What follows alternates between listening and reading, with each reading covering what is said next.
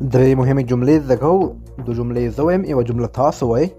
کله موږ اکثر پښتو کې وایو د مثال په طور یو چا نوم اخلو خان، زه وایم خان سره څه شوي دي، څه ستونزه ده، څه مشکل له خان ته. دا جمله په الماني ژبه داسې وایو was ist mit Khan los. was ist mit Khan los.